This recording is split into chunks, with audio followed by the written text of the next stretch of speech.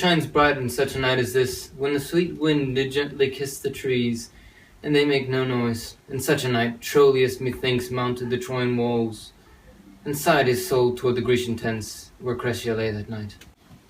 In such a night that Thais fearfully o'ertripped the dew, and saw the lion's shadow ere himself, and ran dismayed away. That night stood Dido with a willow in her hand, upon the wild sea banks, and waft her love to come again to Carthage. In such a night Medea gathered the enchanted herbs, that did renew old Aeson. In such a night did Jessica steal from the wealthy Jew, and an unthrift love run from Venice as far as Belmont. Such a night did young Lorenzo swear he loved her well, stealing her soul with many vows of faith, and never a true one. Such a night did pretty Jessica, like a little shrew, slander and love, and he forgave her. I would outnight you, but did nobody come? But, hark, I hear the footing of a man. Who comes so fast in the silence of the night? A friend. A friend? What friend? Your name, I pray you, friend. Stefano is my name, and I bring word. My mistress will, before the break of day, be here at Belmont. She doth stray about by holy crosses, where she kneels and prays for happy wedlock hours. Who comes with her? None but a holy hermit and her maid. I pray you, has my master yet returned? He is not, nor have we heard of him. But we do go in, I pray thee, Jessica, and ceremoniously let us prepare some welcome for the mistress of the house. Sola, sola, woha, ho, sola, sola. Who calls? Sola, sola, did you see Master Lorenzo? Master Lorenzo, sola, sola. Leave Holland men here. Sola, where? Here. John Jersey Post come from my master. With his horn full of good news, my master will be here ere morning. Go. Sweet soul, let's in, and they expect their coming. And yet no matter, why should we go in? My friend Stefano, signify, I pray you. Within the house your mistress is at hand, and I bring forth music into the air. How sweet the moonlight sleeps upon this bank. Here we sit and let the sounds of music creep into our ears. Soft stillness and the night become torches of sweet harmonies. Sit, Jessica. Look on the floors of heaven, its thick inlaid with pantines of bright gold. There is not the smallest oval thou beholdest, but in the motion like an angel sings, still quarrelling to young-eyed cherubims. Such harmony is immortal souls. But whilst the muddy venture of decay doth grossly close it in, we cannot hear it. Come ho, and wake Diana with a soft hymn, with the sweet touch of Pierce of your mistress's car, and draw home with your music.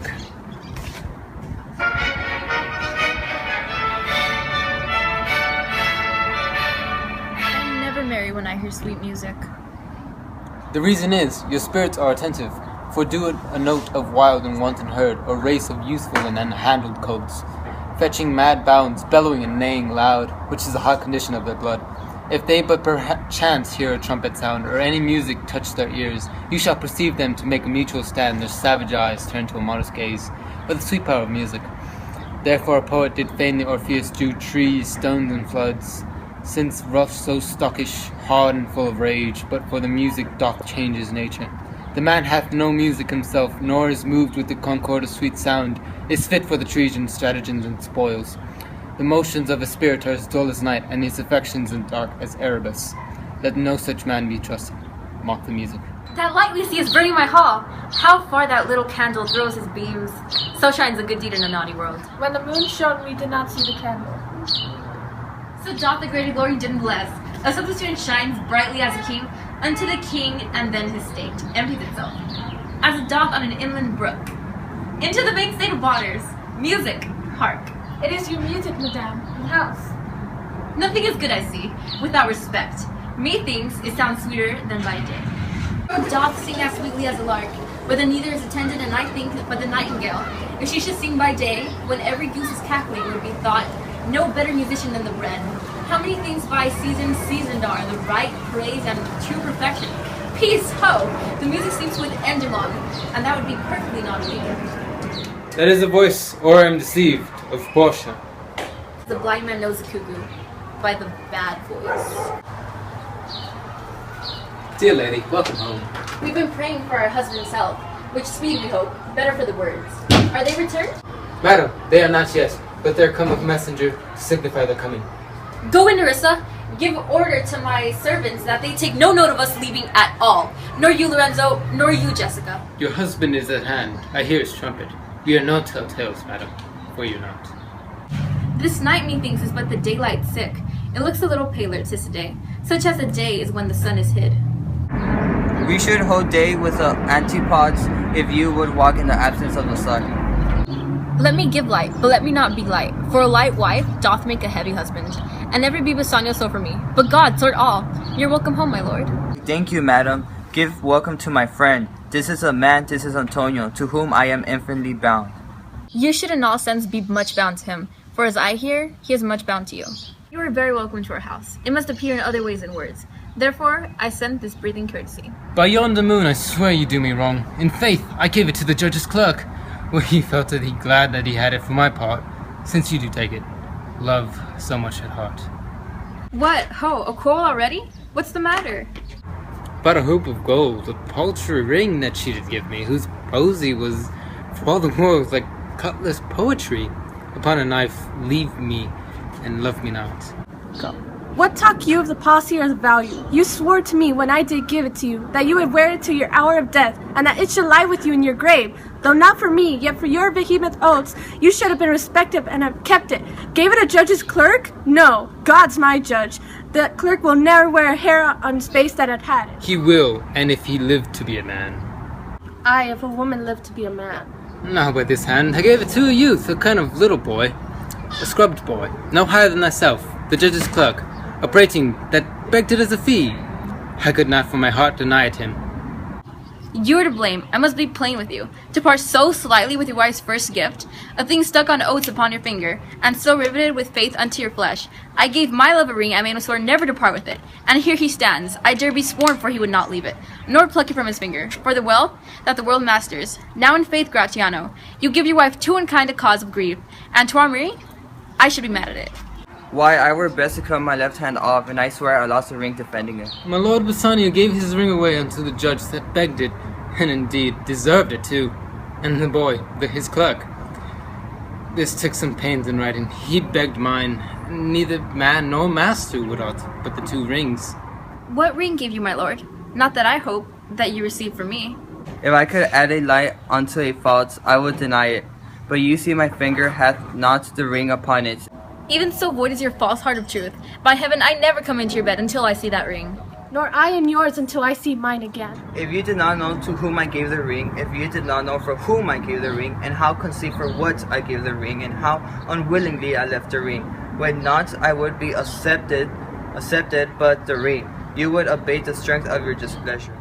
If you had known the virtue of the ring, or half her worthiness that gave the ring, or your honor to contain the ring, you would have not then parted with the ring. What a man to be so unreasonable! If you had pleased to defend it, with any terms of zeal, wanted the modesty to urge a thing held as a ceremony, never said tease me what to believe. I'll die for it some woman have the ring. No, by my honor, madam, by my soul, no woman had it but a civil doctor, which did refuse 3,000 ducats of me, and begged the ring, the which I did deny him, and suffered him to go displeased away. He that did uphold the very life of my dear friend. What should I say, sweet lady? I was enforced to send it after him. I was beset with shame and courtesy. My honor would not be in gratitude so much besmerit. Pardon me, good lady, for by the blessed candles of the night, have you been there? I think you have begged the ring of me, which give the worthy doctor. Let that doctor never come near my house. Since he hath got the jewel that I loved, and which you swear to keep for me, I'll become as liberal as you. I'll not deny him anything I have. No, not my body nor my husband's bed. Know him I shall, I am well sure of it. Lie not a night from home, watch me like Argus. If you do not, if I be left alone, now by my honor, which is yet mine own, I'll have that doctor for my bedfellow. And I his clerk, therefore be well advised how you do leave me to mine own protection. Well, do you so? Let not me take him then, for if I do, I'll mark the young clerk's pen. I am the unhappy subject of these quarrels.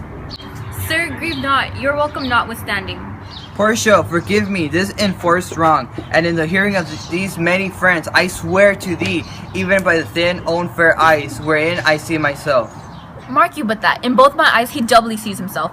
In each eye one swear by double yourself, and there's an oath of credit. Nay, but hear me, pardon this fault, and by my soul I swear I never more will break any oaths with thee. I did lend my body for his wealth, which, but for him, had your husband's ring. Had quite miscarried, I dare be bound again, my soul upon for forfeit, that your lord will never more break faith advisedly. Then you shall be his surety. Give him this one and bid he keep it better than the other. Here, Lord Bassanio, swear to keep this ring. By heaven, it is the same I gave the doctor. I had it of him. Pardon me, Bassanio. For this ring, the doctor lay with me. And pardon me, my gentle Gratiano, for that same scrubbed boy, the doctor's clerk, and now of this last night did lie with me.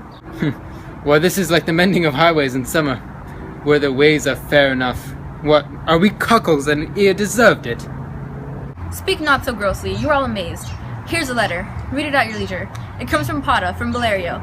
There you shall find that Portia was a doctor, Nerissa there her clerk. Lorenzo here shall witness, as I set forth as soon as you, and even more now returned. I have not yet entered my house. Antonio, you are welcome.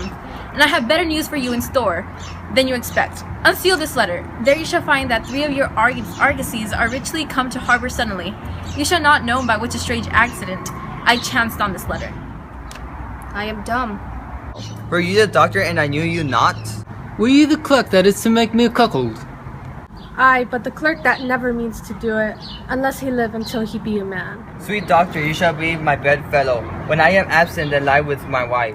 Sweet lady, you have given me life in living, for here I read for certain my ships have safely come to road. How now, Lorenzo? My clerk had some good comforts for you too. Aye, and I'll give them him without a fee. There do I give to you and Jessica, from the rich Jew, a special deed of gift, after his death, of all he dies possessed of. It is almost morning, and yet I am sure you are not satisfied of these events at full. Let us go in, and change us thereupon interrogatories, and we will answer all these things faithfully. Let it be so. The first interrogatory that my mistress shall be sworn on this, whether till the next night she'd rather stay, or go to bed now, being 2 hours today. But were the day to come, I should wish it dark, that I were couching with the doctor's clerk. Well, while I live in fear, no other thing so sore as keeping safe Nerissa's ring. The reason is your spirits are attentive, for do not to note but wild and wanton herd of a race youthful and unhandled courts. Glory dim the less. Sola, sola, woha ho, sola, sola, woha ho. I once did lend my body for his wealth, which but The main waters, music, bark. Hark. Oh no! The trees, and they did make no noise in such a night. Troilus, methinks, mounted Trojan walls, and sighed his soul towards the Grecian tents, where crested lay that night.